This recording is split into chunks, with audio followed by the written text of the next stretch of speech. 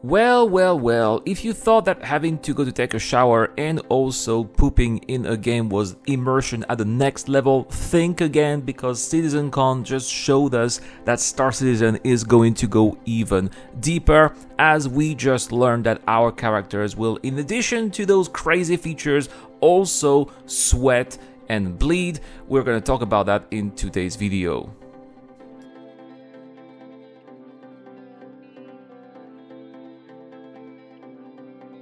Welcome back to the channel, guys. It's Irad, and so Clan Imperial Games have done it again. They have upgraded their engine and the way that characters play in Star Citizen with extra features that are coming this next 12 months, so that's actually going to come very soon. And yes, we are going to bleed and we are going to sweat. So how is that going to work? Well, for quite some time now, Clan Imperial Games have been talking about their mechanisms for characters, which is called actor status. We currently have a version 1 of actor status where we get eventually injured and we have to take some drugs, and if we take too much drugs, then we do some overdoses. If we drink in the game as well, some alcohol, we can eventually get drunk, and this is going to be changing the way that this affects our vision, or how we react, or how we just walk, and we can also just fall asleep for drinking too much. So that's already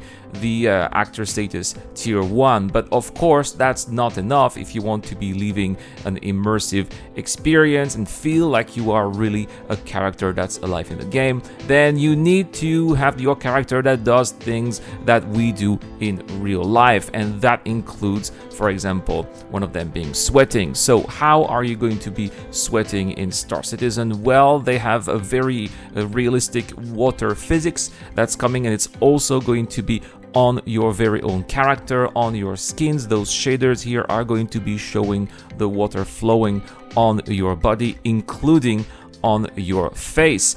And that, I think that the result looks very convincing, as we can see in these images. How are you going to be sweating in Star Citizen? This can be happening, for example, if you get too emotional because you are injured, that could be happening, or because you may be in an area that may be a little bit too hot and you may be overheating in your suit. Let's remember that Star Citizen does feature planets that have some really high temperatures. You go to moons like the moons of Hurston, which have some of them for like Ariel or Aberdeen temperatures of 200 degrees Celsius. Well, you are definitely going to be sweating in your suit, even if you have a suit that is adapted for such temperatures.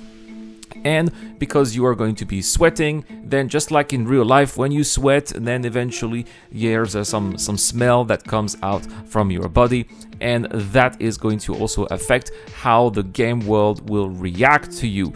Characters, NPCs, are going to do some remarks saying that you smell, basically. Some mission givers will not even want to speak with you, or maybe you could lose some reputation because of that. And that's why every ship in the game, well, that have an interior, have also a shower. Almost every ship, not all of them, but almost every ship have a shower, a bathroom that you are going to be able to use. And so once you take a shower in the game, then after that the debuff, the negative effect of your sweating, is going to go away. But that's not all, because in addition to sweating, we are also going to have bleeding as well. Now that's going to be a little bit more complicated, because with bleeding we are probably going to have some medical situations that are going to have to be taken care of.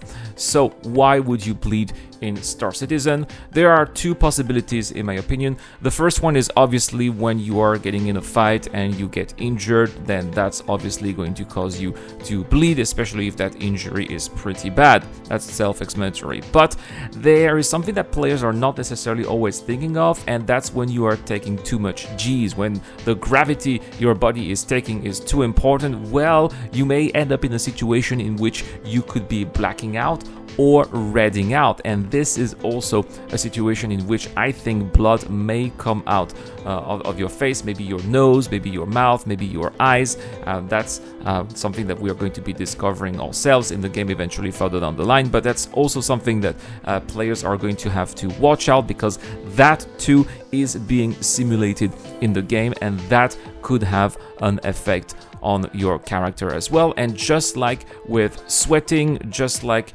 with pooping that we're going to talk about just a little bit after as well, well, bleeding is also going to be affecting how people are going to be responding to you. If you present yourself to a business owner, a boss, a mission giver in Star Citizen, and you're all blooded, maybe they are not going to be willing to speak with you again, unless these are criminals and they will think that that's badass. But of course, that's something else, and that also is something that we are yet to see.